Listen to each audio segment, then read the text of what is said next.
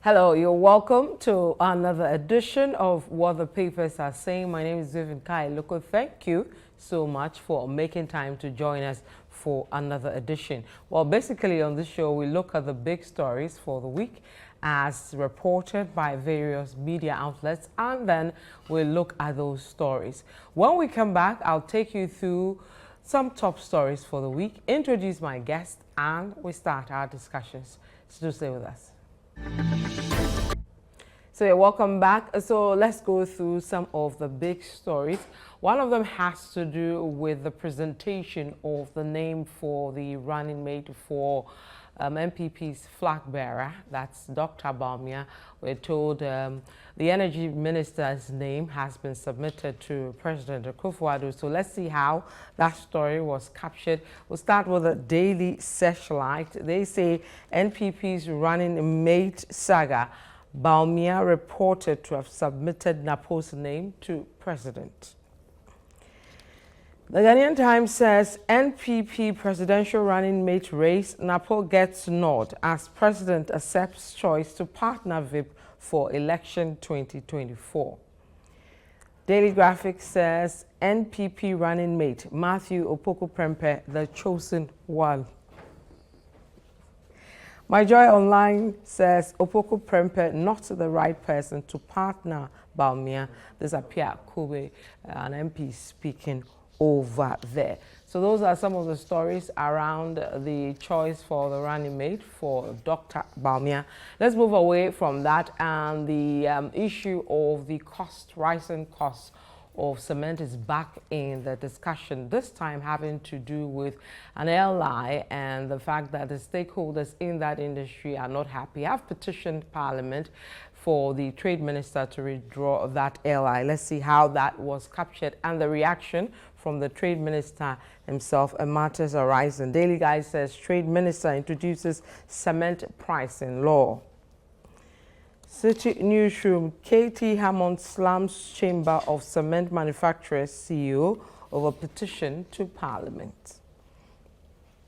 ChannelOneNews.com says cement price focus on competition law, not price regulation. Cuts international to KT Hammond.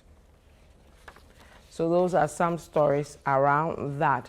We'll move away from that, still around business, having to do with the 5% excise tax that is to be slapped on plastic manufacturers. They are not happy about it, and they've threatened to shut down their businesses. Let's see how that story was captured. CityNewsroom.com says plastic manufacturers threaten shutdown over 5% tax.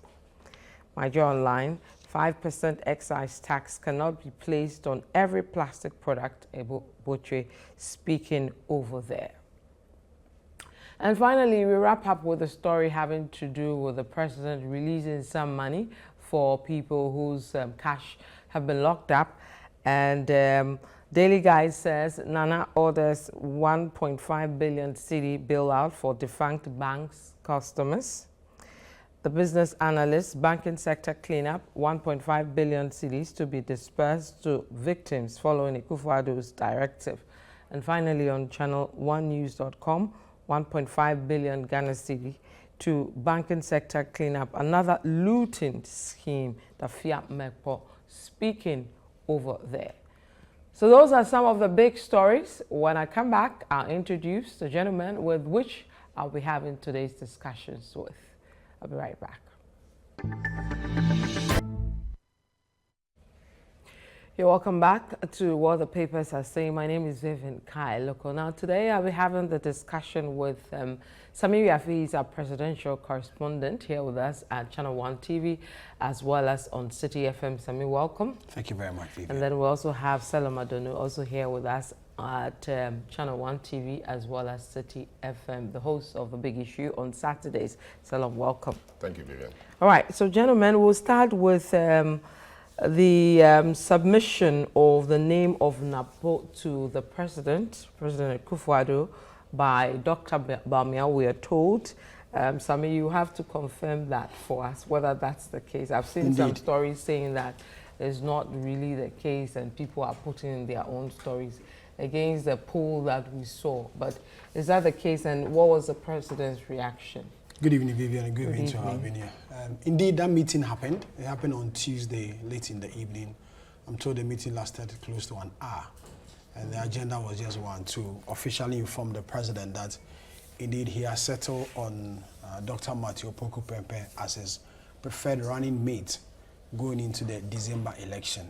It forms part of the processes leading up to the National Council, the National Executive Committee meeting, which is a requirement within the NPP constitution that says that if a presidential candidate or a flag bearer makes a selection of whoever it is to be the running mate, the National Executive Committee and the National Council, which is the second highest decision-making body of the party, are supposed to give approval before that individual will be accepted. And so he's going to tell the president, who is also his boss, in the scheme of things, that indeed this is the person I have chosen to run the ticket with in an attempt to break the eight or replace you as president. It was right and proper that he goes in to inform the president. My understanding is that there was no opposition from the president. The president accepted it and gave his blessing and gave some few advices on how they can go by it and win the election in December and break the eight as they want to. So that meeting indeed took place, and the president has given his endorsement. The next stage is the meeting, we are told, somewhere next week, where Dr. Bawumia will meet the National Council, which is the second highest decision-making body, and then the National Executive Committee, which is the third highest decision-making body of the party. And when that is done, they will either accept or reject Dr. But if the president has accepted, the president is a member of the National Council. Has there been any case where a president, sitting president, yes, it's happened before. There's been a rejection. Yes, in 2008. Okay. Akufo-Addo, then the candidate of the NPP, had presented Haji Ali Mahama as his running mates. To President Kufuor? At an Alisa hotel meeting, which President Kufuor was present. So per the NPP constitution, when the party is in power, the sitting president is the leader of the party. But when the party is in opposition, it is the national chairman who leads the party. As it stands now, Nana Akufo-Addo is the leader of the party. Even though there's a presidential candidate, Nana Akufo-Addo is leader. So he had gone to tell the leader of the party that this is the choice. Now when he goes to NEC meeting, the president is part of NEC and part of National Council.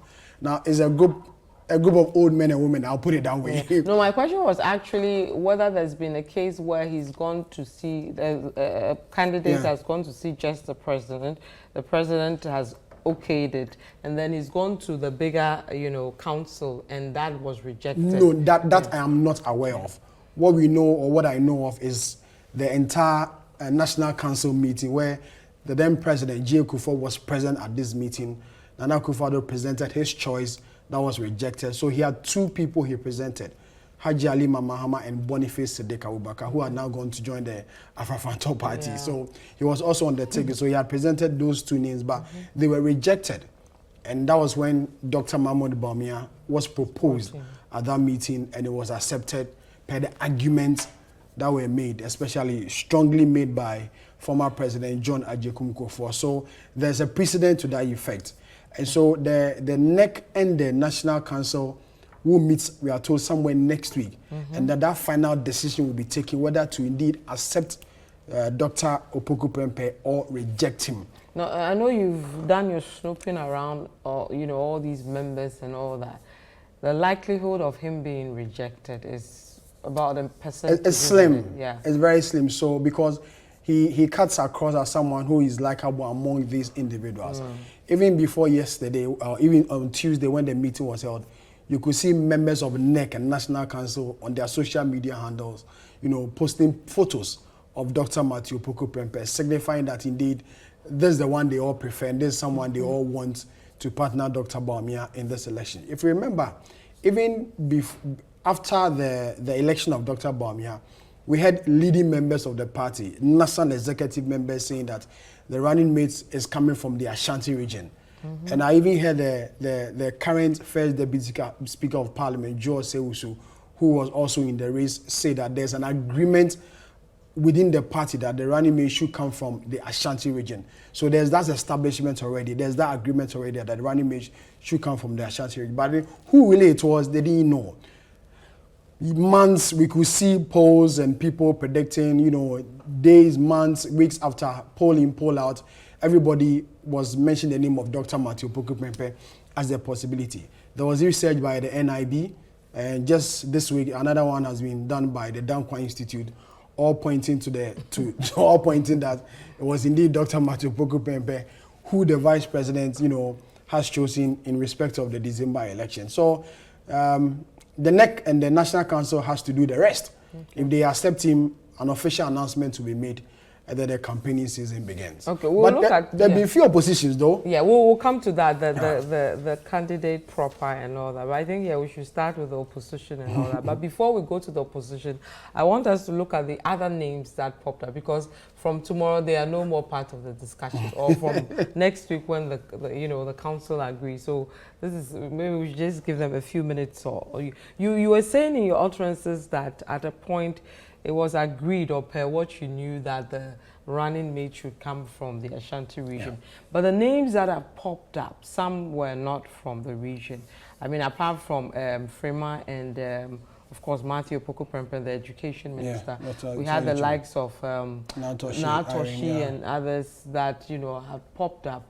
So if that was agreed on, what was the bothering to push their way through? Okay, so the name, for instance, of Natoshi came up after John Mahama, NDC flag bearer, decided to go with Professor J. Nana Opoku as his running mate.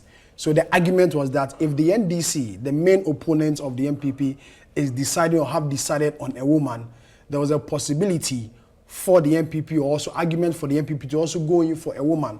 So because remember, two names of women came up, which is the chief of staff and Irene Natoshi. The bookmakers thought that the Greater Accra is one place that is considered in many of our elections that if you win the Greater Accra region, automatically you will win the election. But then they felt that bringing in Natoshi in the Greater Accra region, which has become cosmopolitan, as they put it that way, will not inure to the benefit of the MP, because Greater Accra is a convention of almost everybody coming into the region. So Natoshi really didn't have a strong hold in the Greater Accra region. So the argument for a woman or a female to partner Dr. Bawumia to neutralize what John Mahama and the NDC had done wasn't going to work for the MPP. Okay. So that one I'll put aside. Then the argument for the chief of staff also came in. Indeed, she's from the Ashanti region, Manswa to be precise. But then the argument was that even though she's the chief of staff, there are a lot of people who say that her influence and hold within the party in the Ashanti region is not that strong. And so if the MPP wants to really break the eight with the backing of the Ashanti region, get someone who has the stronghold of the party, has the support, has the gravitas within the region to help the MPP. Vivian, the MPP is banking its hope on the Ashanti region in this election. They believe that if they are able to get between 75 and 80% of MPP supporters to come out in their numbers and vote in December in the Ashanti region, there's a possibility or there's a high chance for them to win the election in December. They made the argument that in 2008, if all MPP supporters or majority of MPP supporters had come out in their numbers in the second round to vote for Nana Akufo-Addo, he would have continued from where former President Kufuor left off. And so after that particular election, there was a research which showed that over 500,000 MPP supporters and members did not vote in the second round of the election. And so if only 500,000 did not vote, and then the late males only won with, I think, 40,000, if all, at least even half of this number had come out in their numbers to vote, the MPP would have won the election. So that is the mistake they want to prevent, or the mistake they want to cure this time around, by ensuring that they get someone who is popular within the region, someone who has a hold in the region, to partner Dr. Bawumia, ensuring that at least they get between the 75 and 80% target, you know, that they've set for themselves, to ensure that all these people come out in their numbers to vote and secure victory for the MPP. Okay. So we'll see whether, I mean, we'll go into that, whether the real war will be just Ashanti or a combination of Ashanti and Greater and all that. But let me bring in our lawyer Hi, Selo. You look dapper. Oh, thanks. Selo. So we are seeing already before, I mean, the council approved and all that, a bit of some opposition we are seeing. Apia Kubi, who was one of the leaders of the fight to get Ken Ofori-Atta at the time out, coming out to say that Napo is not his, choice and all that. Does that really matter where the whole thing has gotten to? Well, it's called democracy. It's a political party where different shades of opinions coexist or are to coexist. So I don't find anything particularly wrong with that. Only that, again, it's politics. So if your own people have reason to complain about you, then it means that it gives fodder to the opposition. So, for example, when you look at what the gentleman said, Apia Kubi, he said he needs someone, or he would have chosen someone who could hold other people's hands. Yeah. In the absence of the candidate himself, he will hold your hand, lift your hand, or do that and that and that. He said, no, Napo cannot hold his hand. I don't know what that means. He would have wished to get somebody who could draw Parliament closer to the executive. Parliament closer to the executive could also mean the MPP, caucus, or maybe Parliament in general to the executive. Napo is unable to do that. Is that what he's telling us? So when you look at these two things, holding hand and then drawing Parliament close to the executive, if they are not close already, could tell you something about perhaps his personal relationship or how he deals with people. And for politics, framing is a lot of things. And if you already have a certain perception about you and your own people are coming out to say things like that, and from tomorrow we begin to hear more things, then I think it becomes a bit of a difficulty. Yeah. But for dissenting views, I am not sure it's a problem. If the dissenting views is not really based on substance. Of course, when Jenan Opoku-Agyeman was chosen, we had a few people say a few things. But if those are not based on substance, really, then we can just dismiss them as coming from persons who are disappointed, because people root for various people. So if your person is not chosen, it's very natural that you'll be disappointed. But if the comments are based on, things which are of substance, or things which can be verified, or things people have experienced, then it creates a bit of a difficulty. Apart from that, I think it's fine. Napo's choice really was the obvious one. We knew months before even the candidate himself was elected that his victory would mean a Napo choice. Okay, and Napo, of course, the NIB polls, people have said NIB had no business in doing such polls. But I mean, I disagree. National, an intelligence organization should know a lot of things. There should be many polls. So should they also do one for the opposition if they are going to be? No, I'll be surprised if they didn't do it. Only that perhaps it was not leaked or it was not. They do more often. No, they do more often. They don't make it public. The intelligence arm of the government, of the state, must be on top of many things. You should know who is likely to win. They do polls about the election. They should know who is likely to win. They should know what the trouble spots are. They should know what the issues will be, etc. Just that because they are in government, or that state agency benefits the government properly.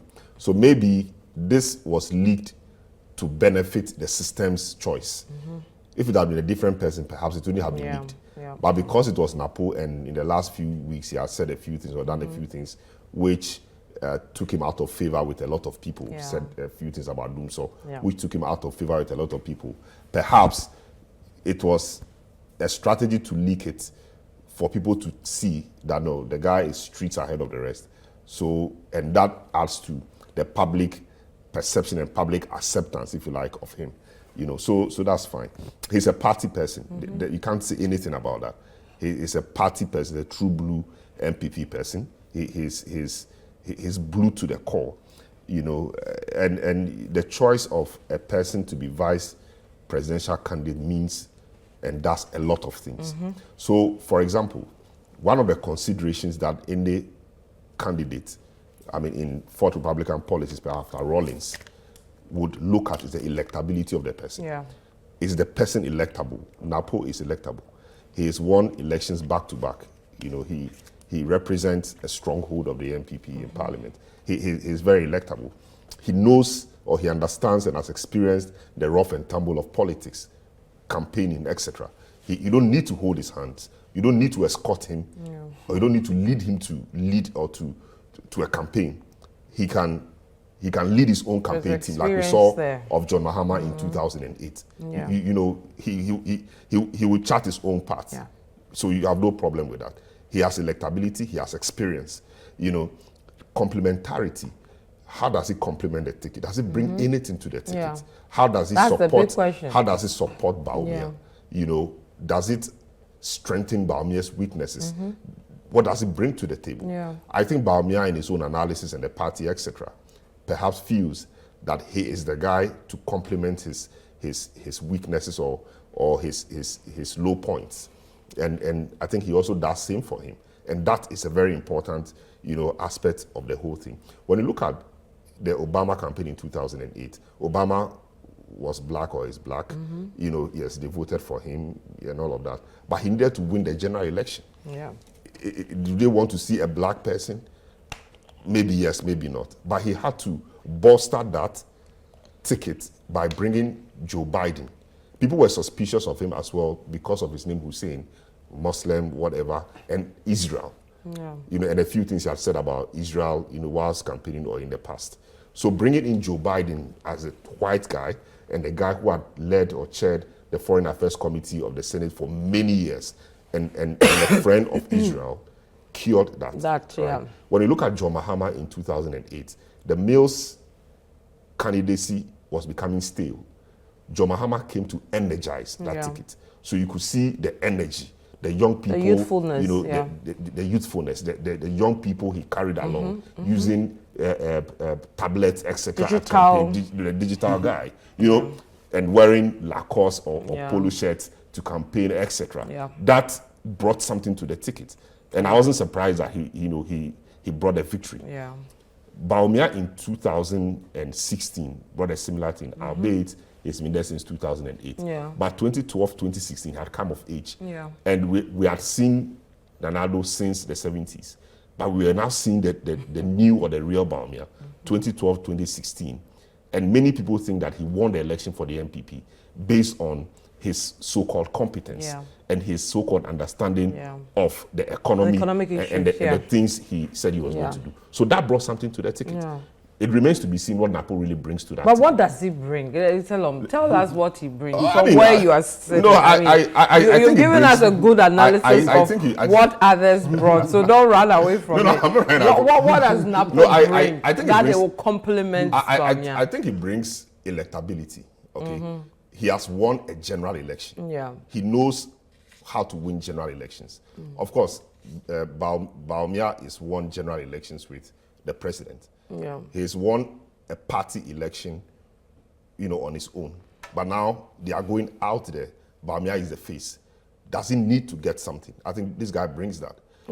Exactly what? No, he brings electoral advantage. I'll get to that. Okay. He brings electoral advantage. You know, he brings a constituency. Okay, the Ashanti region constituency, like Sami said. Ashanti region is huge, not just to the MPP, to the NDC as well, because the Ashanti region, I wouldn't say it's homogeneous, but it's largely homogeneous. The numbers may be in Ashanti or maybe in Accra, but Accra is not homogeneous. Accra is very cosmopolitan. Yeah. So Accra, you may win Accra, but you will not win Accra with a huge margin. Yeah. You may win Accra with 3, 4, 5% percentage points. When you are winning Ashanti as MPP, you are winning it big time. Yeah. If you are winning Volta region as NDC, you are winning it big time. Yeah. But the difference between the Volta region and Ashanti region is that the Volta region doesn't have the numbers. Yeah. Ashanti is densely populated. So 4, 5 constituencies and the gap they give could wipe out the difference that NDC may have in the Volta region. So if that's why people don't normally talk about the Volta region, even though the gap is wide, it's because of the numbers. Yeah. So if any of the two parties, NDC knows very well that it will not win Ashanti, but they will target 25 to 30% of the votes in Ashanti. If they make 28, 30% of the votes in Ashanti, and they maintain how they performed, you know, in the last election this year in other parts, they will win the election. So Ashanti is key. Yeah. And MPP's stronghold is Ashanti. They say they lost because in 2008 because Ashanti people did not turn out to vote. That could be true. So now what they have to do is to ensure that they get out the votes. That's why when Bawumia went to Ashanti recently, they did everything possible to get everybody out. I'm not sure it was a natural crowd. Yeah. I'm sure it was a crowd that was I use induced advisedly. It was a crowd that was induced to come out. Yeah. People from various places. But would that work for them for the general elections? It helps in confidence building. So people show those pictures and say, you guys think that Bawumia cannot command the numbers. Yeah, he is. Look at the numbers he's commanding from Ashanti. It energizes the base. Politics is about perception. Yeah. So that alone will give confidence to people who think that Bawumia will not make it. And so I won't waste my time to go and vote. So, no, this guy will make it. Look at the numbers following him in Ashanti. We will do it. So it works. But is the gentleman as popular as we think in Ashanti region or in Menchia or parts of very Ashanti? popular in the Ashanti So that is the question, all right? So I talk about the constituency. Yeah. He brings the Ashanti constituency. He brings a bit of royalty, all right? Resourcefulness. How resourceful is he? Is he resourceful? Yes, he has some resources. But I don't think resources is a problem of the MPP in this particular election. Competence.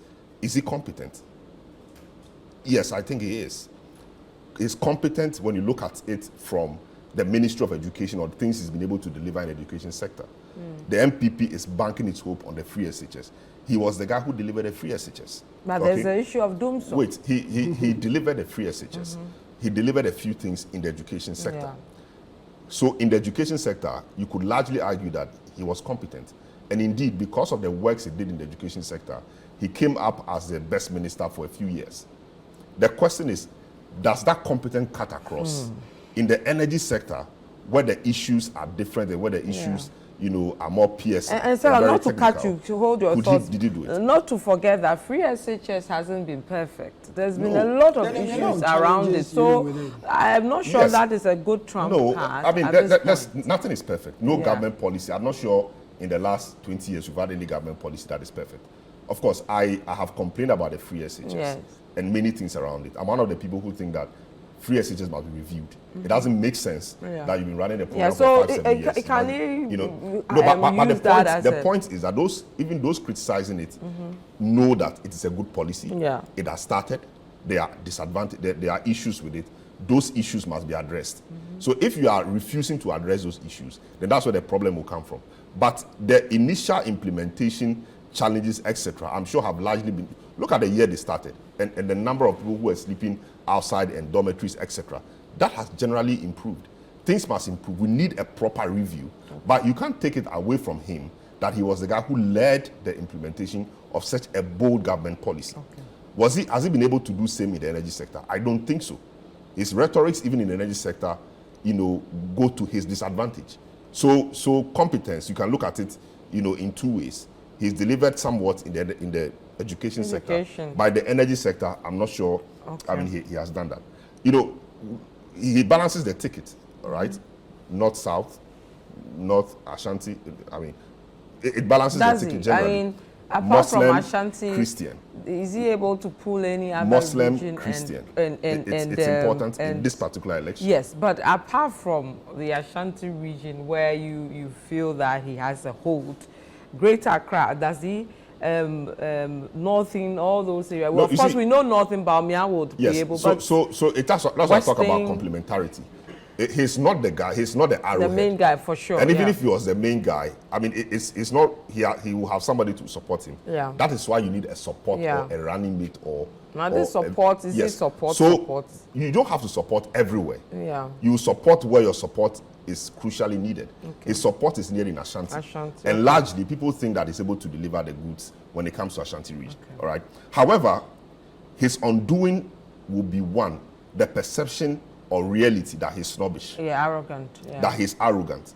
That he has no regard for people. Yeah. Like what Apiakubi was talking about. Yeah. So if these things, follow you, and now your own people are saying it, and there is no real effort to cure it, then it becomes a problem. Yeah. I find one of the persons who find, particularly very, nauseating, this new thing about him kneeling down and greeting people and those things. Yeah. It is fake. It's just It's hunger fake. for power. It's not natural. Yeah. It's like Nanado in 2008, boarding trotro and things. That is not the man. Nanado in 2008, buying roasted. No, you know the one that killed you me. know, Drinking water from the sachet. I mean, it's not him. Yeah. You're trying to do something. That's not you. That's what he's doing.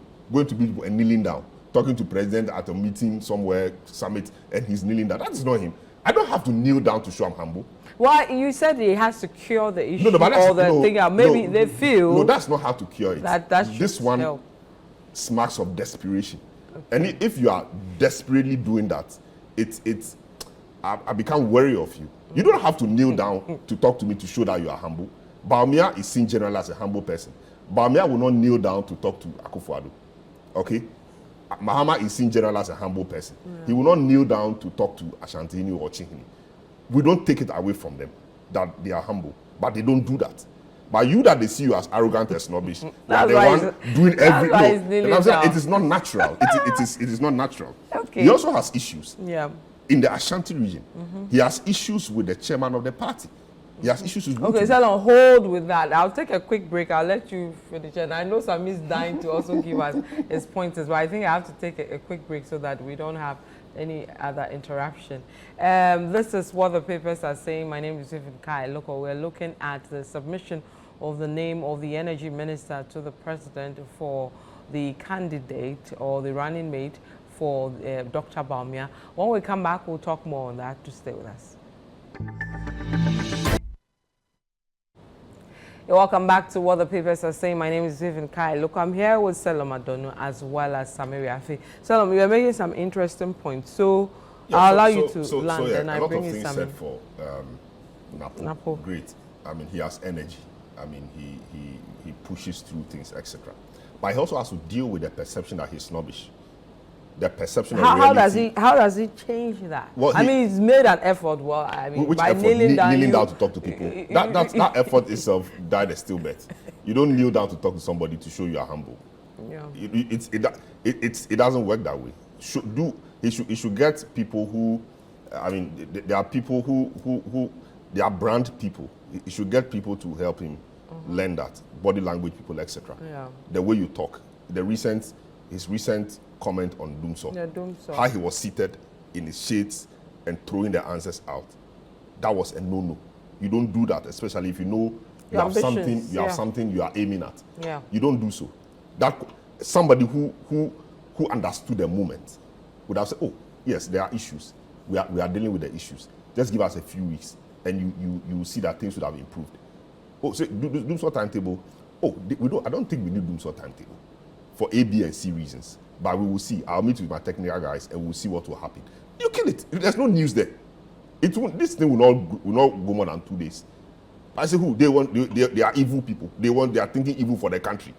Which people are thinking evil for the country? The people who voted you to come and improve the country are now thinking evil for them. And then, you see, the people want a timetable to manage their lives. As we are here, we have things to do. When we go home, we have things to do. You go home and you are met with Doomso. They tell the lights been out since morning. Why didn't anybody tell us so we will prepare? Maybe tomorrow you want to go to work and wear some dress. Tomorrow is Friday. Friday wear. You have to iron it. And it's not been ironed. If you knew that there will be light off tonight, you could arrange. You could have ironed it yesterday, or you find a way if you bring it to work to come and iron. So you plan your life. The people say, give us something to help us plan our lives. Say they are evil, and that you don't know why, we don't understand why people are building the country, thinking how to build the country. Others are thinking evil. You know, so all of these things will come back at him. And in fact, I wasn't surprised when I saw on Twitter today or X today some, video clips of him saying some of those things and many other things. All right. In that light, I don't think that these things, help him. And those things speak to his emotional intelligence. They speak to the fact that he has issues, personal issues, like what Appiah-Kubi said. This Appiah-Kubi talking. He's bold. He's outspoken. There are many others who cannot say it, but who feel the same. Wuntumi and Co are there. I understand it's an open fight. Normally, he has with Wuntumi. That's why when John Kumar died, all those, things which came out, it's not really good. Okay. Let's bring in Sami Uyafi. He's been dying to make his point. Sami? Oh, we are not necessarily. I think Salam has made all the relevant. Does he bring to the table? Salam has made all the relevant points that or negative somewhere. He's supposed to make, and I sided with a lot of things that that he said. I have only a few things just to add up to it. As to what he brings on the table, he brings the numbers. The numbers in the sense that the Ashanti region has, over the years, and we can't dispute this, proven to be a stronghold of the MPP, the base of the party. And so if you have someone who is popular within the region coming on board to partner Dr. Bawumia, who is also popular from wherever he's coming from, especially the northern part of the country, they complement each other. You know, the north-south tickets here and there. Not only the Ashanti region, the other strongholds of the MPP, like the eastern region. Obviously, he will pull the crowd in that particular region as well.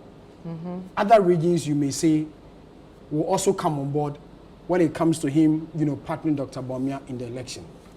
In the area of, you know, competence, as Salam said, the education ministry. This afternoon, we hosted the MP for Tafo, Vincent Asafa, on the Situation Room, who has been with Dr. Opoku-Prempeh since 2016 and has worked closely with him.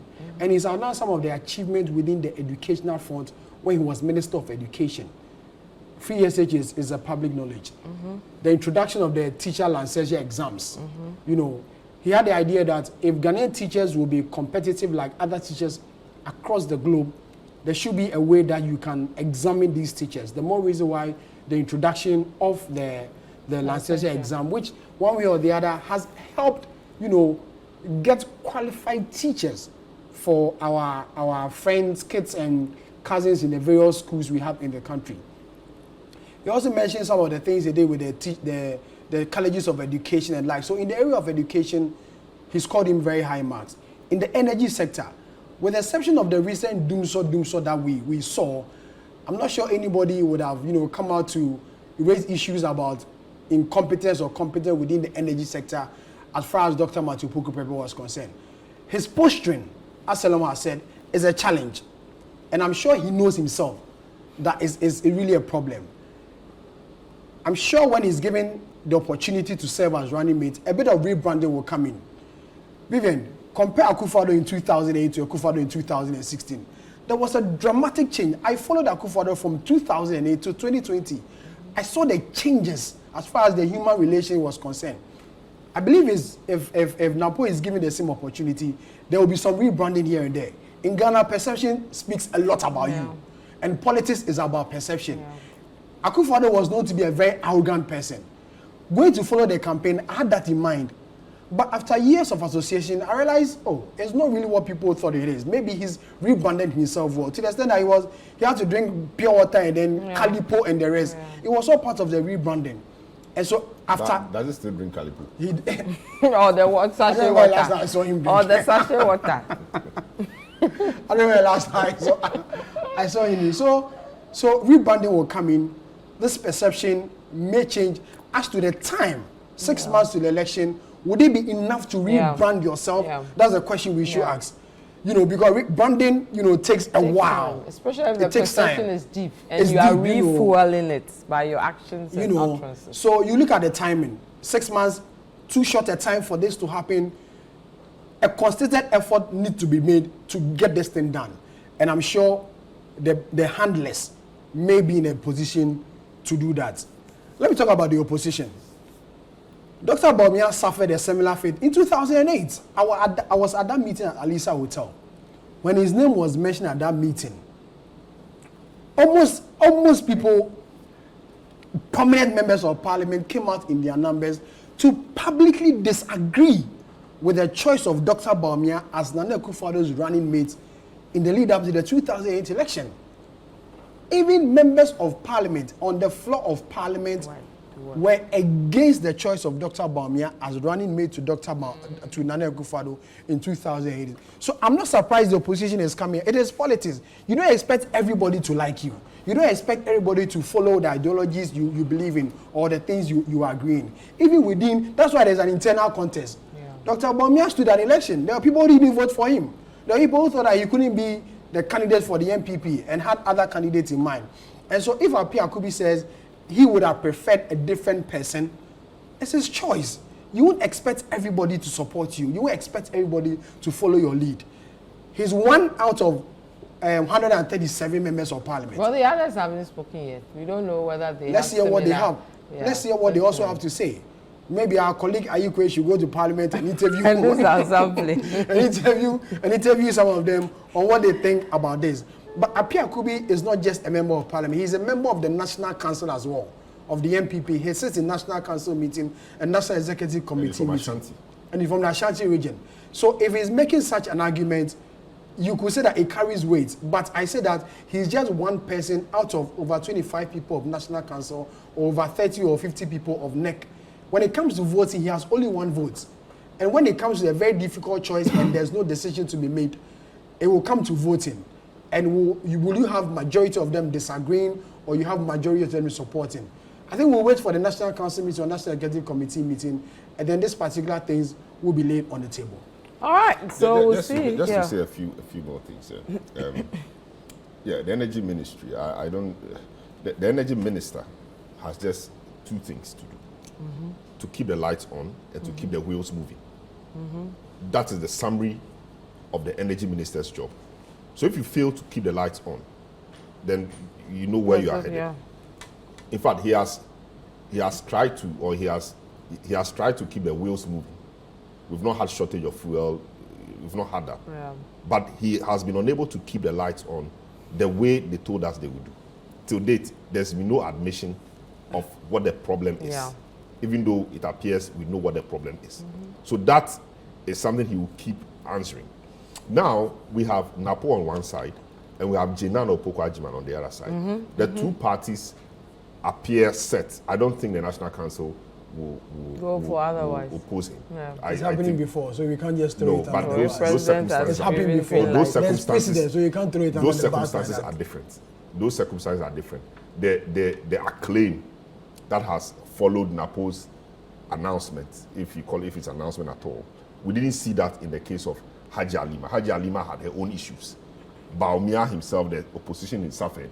It was justified because he was not known. And MPP was a traditional party. Yeah. You needed to serve to get to the top. Yeah. He was plucked from somewhere and given a wild card to be there. Without a wild card, he didn't qualify to be the running mate at the time. And Kwabena Japan and Co have said those things many times. So it was understandable.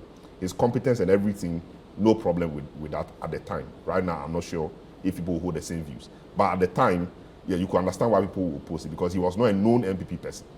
And especially his father being chairman of the Council of State and an NDC. Yeah. And all of those things didn't work in his favor at the time. But of course, the candidate, Akufo-Addo, stood his grounds and pushed him through. That's fine. So, Napo and Jenan Opoku-Agyeman, it will no doubt be a contest of competence. Fortunately or unfortunately or incidentally, the two of them have been education ministers. And free SHS will be key. All these things about senior high school people going to register and all the confusion about it is because of the free SHS. Because the MPP feels that they will be rewarded by the free SHS graduates. Whether that is the case or not, because people now see it as a right, which is what it is. I don't know whether it will count or not. But they see it as something that they must benefit from. And Napo was the guy who implemented that. Jenan Opoku-Agyeman also talk about progressively free. Now it will be a comparison of records.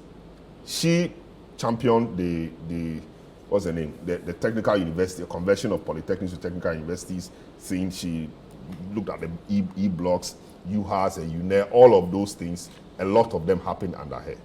Of course, I heard the argument that she took away the teacher training allowance and all of that, and Napo restored it. I don't think it's a smart argument to make, because the teacher training allowance thing, I don't think bringing it back, I don't think, but for somebody had to lead it. Free SHS is a government policy, but somebody led it. E-blocks, government policy, somebody led it. If the person leading it didn't do well, we wouldn't have it this way. The training allowances, I don't think they should have come back. We've brought the thing back. We are not paying. It's a debt on government's books. When you look at the rationale, they could take loan like the way every university student did. So it wasn't as if they were taking the allowances off and had no replacement or substitute. They could take loan. But now, and the loan they will pay. Yeah. But now, we've used politics. You could have just hung on his head. He took it away, so blame him. And let the status quo remain. But now we have brought it back. And you see what happened to Bawumia when he went to the north to campaign, and the young nursing girl came to say she's not been paid before. Now, giddy. We have to go and gather money, 160-something million or 40-something million to go and now pay. But we've not been paid all. Why do we put ourselves through this? Everything must not be politics. So I don't think bringing back those allowances were smart. Right. They are not even getting the allowances. It will be, it's a lot. I mean, I'm not sure we can even exhaust Okay, I think we have to end it here. My producer is hi, Adjoa. So we'll wrap it with this discussion. We have a few minutes. I think we can quickly go through the cement regulation, a few minutes, and then we'll wrap up today. So the Honorable K.T. Hammond is pushing for a pricing law. The stakeholders in the Think Proper believes that they believe that's not the solution to this problem. The environment is not conducive enough for us to beat down our prices. So to deal with that and other matters, and not pricing. Let me start with you, Samir, on that. A fair comment from them. And yes and no. Okay. Yes, because this LI, the Ghana Standard Authority pricing of cement regulation 2024, K.T. Hammond is seeking to regulate the prices of cement in the country. The argument is that a group of people, or a cabal, or a cartel, will fix their own price, and the ordinary Ghanaian will not be able to buy, thereby making the government look bad one way or the other. And so there should be a regulation like what is being done within the petroleum sector, where the MPA regulates the pricing when it comes to the fuel at the pump. And so that should be done within that space as far as the cement production is concerned. Now, this law says that if it is breached, cement manufacturers will go to jail for 3 years, and that will serve as a deterrent to others who may want to do so. But does MPA really regulate the price of fuel? They don't. No, but there's a threshold you do not go beyond. No, it's a free market. It's a free market. It's a free market. The market will correct itself. If yours is expensive, nobody will buy. But then at least when it's 13 or 14 years, it's standard. You've not seen any pump go like 15, I've not seen any pump go 15 or 16. Because nobody will buy. Nobody will buy. So at least there's some level of regulation. That's how the market corrects itself. Regulation within in there at the MPA. So that's the argument K.T. Hammond is making, and it's garnered support from the real estate developers. So you said that it is good, they need to regulate that market. But the counter argument is that cement is not only the building material, there are others. Are you also going to regulate the price of iron rods? Are you also going to regulate the price of roofing sheets? Are you also going to regulate the prices of tiles and the rest? So the Chamber of Cement Manufacturers are also saying that this is not possible. If you want to regulate us, extend it to other building material producers or manufacturers. If that is done, then we can all play ball. But until then, we are not going to buy this idea of you regulating only us. And it's going to be a tall order for K.T. Hammond in respect of this particular. Remember, he brought a similar LI for the imports. It didn't work out. It was suspended for reasons best known to him. Now there's another LI in the pipe.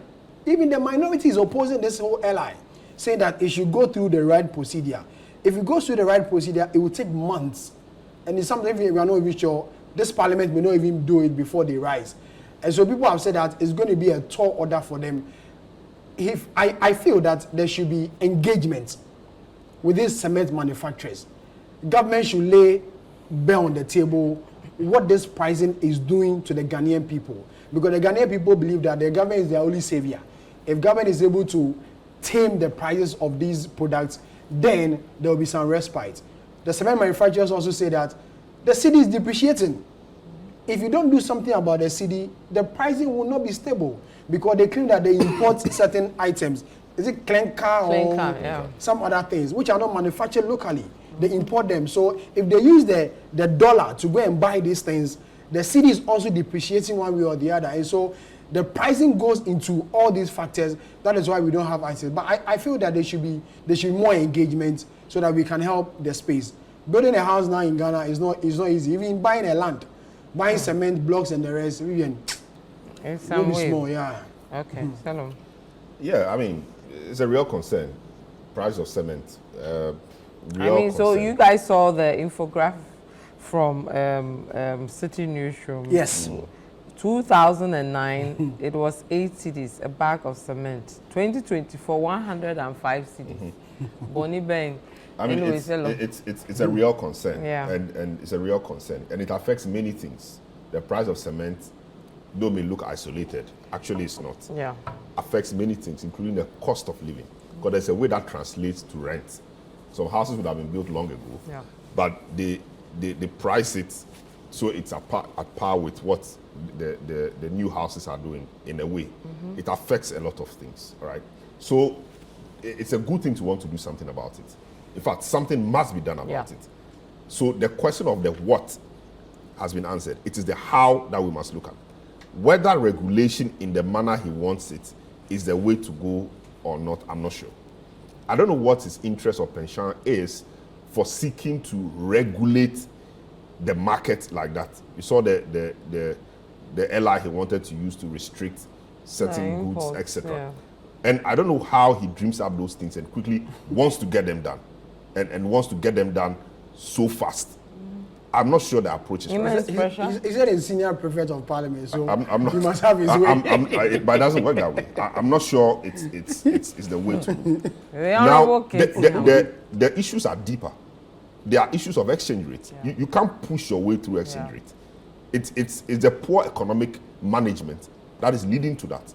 They import the things. There are taxes on them. They buy those things or import them with dollar. If the dollar is rising, you can't say that things should be reducing. It doesn't happen. Yeah. It doesn't happen anywhere. Want to pay for the cost? You see, they are refusing to think. We pay them to think, but they are refusing to think.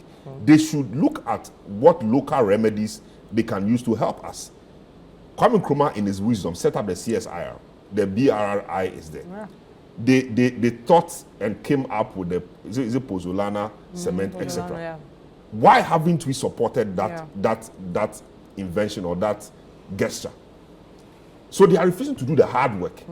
Think, let's enforce people to have local appetite using policy and the regulation, not to seek to drive the price of cement down when you have no control over the factors. So I think it's a waste of time. They should sit down and think of what local remedies they can use to help us. To help us, all right. That is the way to go. Okay. Must there be a government policy, for example, that we should be building brick houses? Let's say this area is a new area we want to develop, and everybody who wants to build in this area must build brick houses. It happens. You can do it. So we need to look at those things rather and stop these things which will not go anywhere. Salom, thank you very much. Samir Yafe, thank you. So Salom Adano and Samir Yafe joined me today for our discussions on what the papers are saying. And thank you too for joining me as well. We'll leave it here for today and hope to see you again next week. My name is Vivian Kai Loco. Thank you and goodbye.